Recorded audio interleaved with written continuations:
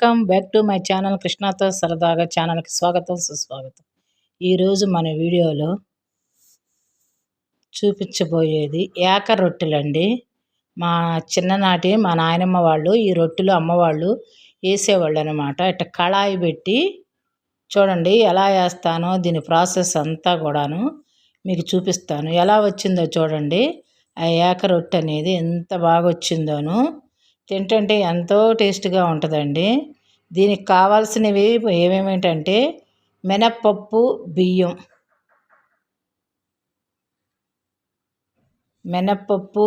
అన్నమాట. 2 గ్లాసుల పప్పుకి ఒక హాఫ్ గ్లాసు బియ్యం వేసేసి మిక్సీ పట్టేసాను పిండిని. అదిగో చూడండి, 2 గ్లాసుల పప్పు అయితే హాఫ్ గ్లాసు దొడ్డు బియ్యము 2 గ్లాసులు నానబోసాను. నైట్ నానబోసి పొద్దున్నే ఇలా రొట్టెలో వేసుకుంటామని చెప్పి ఇప్పుడు చూడండి ఎలా వేస్తున్నాము. మిక్సీ వేసి దానిలో ఉప్పు మాత్రమే కలిపాను, ఇంకేమీ వేయలేదు. సాల్ట్ వేసి మనం పిండి మిక్సీ వేసుకుని పక్కన పెట్టుకున్నాము. అదిగో 2 ఉల్లిపాయలు కట్ చేసుకుని, పచ్చిమిర్చి 4-5 కాయలు కట్ చేసి పెట్టాను ముక్కలుగా. ఇప్పుడు మనం పొయ్యి మీద కళాయి పెట్టుకుని ఆయిల్ చూడండి ఎలా వేస్తున్నాం. చుట్టూ ఆ కళాయి చుట్టూ ఆనాలన్నమాట, మధ్యలోనే కాకుండా సైడ్ కూడా. ఎందుకంటే ఈ ఏక రొట్టె అనేది అతుక్కుపోకుండా ఉంటుంది.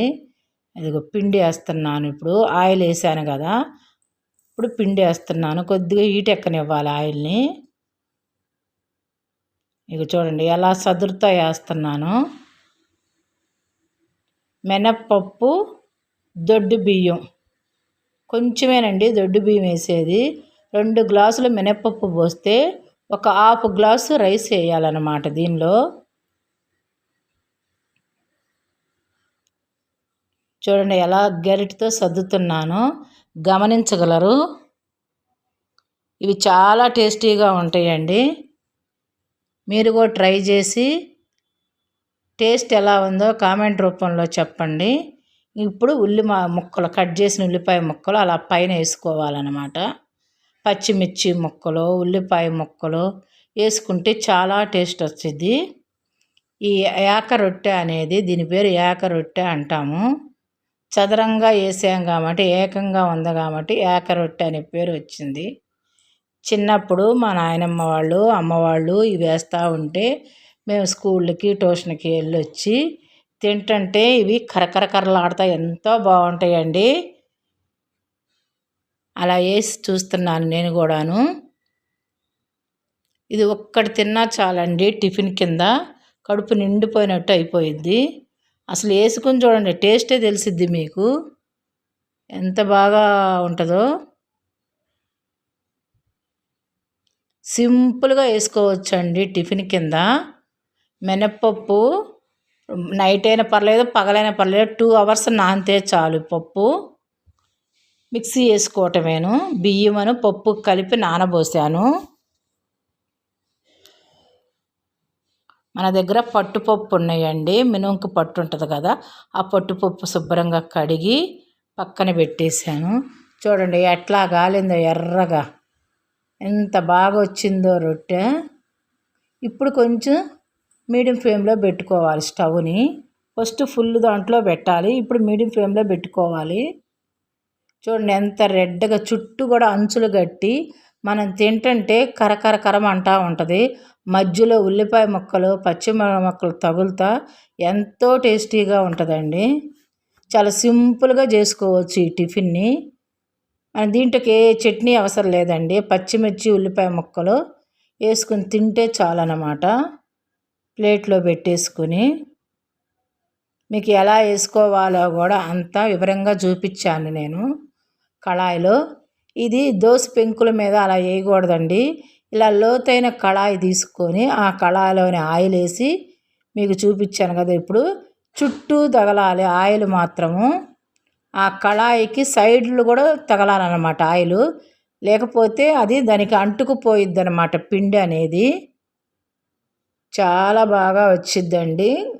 మనం ఇట్లా వైపు తిరగేసినాక కొంచెం సిమ్లో పెట్టుకొని ఒక 5 మినిట్స్ దాకా అలా వేయించుకోవాలి. అడుగున ఉల్లిపాయ, పచ్చిమిర్చి ఏదన్నా పచ్చి ఉండా కానీ పోయిద్ది అనమాట. అది చూడండి ఎంత మంచిగా వచ్చిందో ఏక రొట్టె.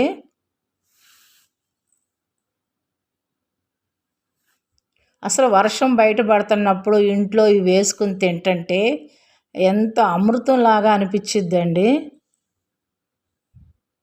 ఎంత టేస్టీగా చూడండి నేను ఎలా ఆయిల్ వేస్తున్నానో గమనించగలరు. మనం ఏ వంట చేసినా సరే మన సబ్స్క్రైబర్స్ అందరికీ చూపించాలని కూడా నాకు అనిపించిద్ది. అందుకనే నేను ఈ వీడియోని మన కృష్ణాతో సరదాగా అనే ఛానల్లో అప్లోడ్ చేస్తున్నాను.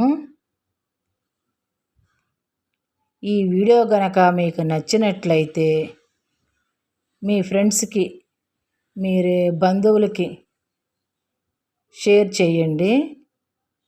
ఇలా చేసుకొని టేస్ట్ చేసి కామెంట్ రూపంలో టేస్ట్ ఎలా ఉందో ఈ ఏక రొట్టె అనేది తెలియజేయండి.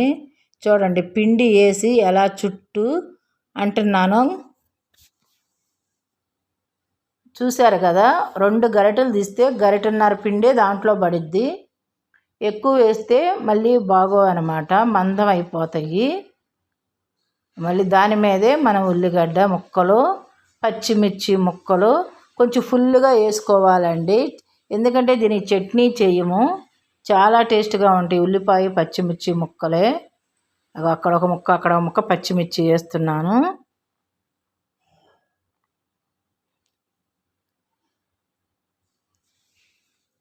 మళ్ళీ దాని మీద కొంచెం లైట్గా ఆయిల్, ఆ ఉల్లిపాయ పచ్చిమిర్చి మీద లైట్గా ఆయిల్ వేసుకోవాలండి.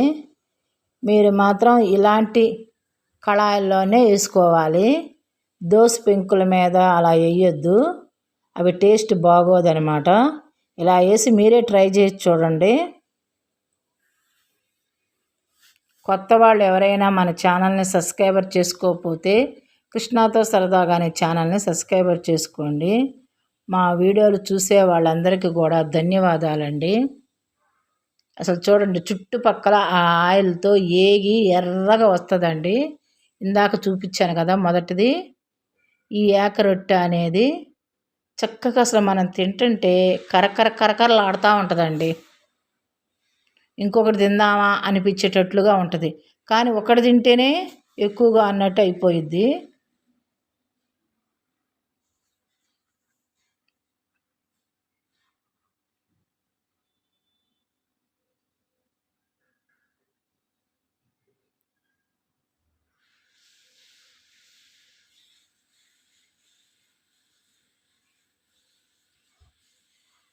అలా చుట్టూ కాలనివ్వాలండి. వెంటనే పైకి అలా వేయంగానే పైకి అట్లా తీసేయకూడదు.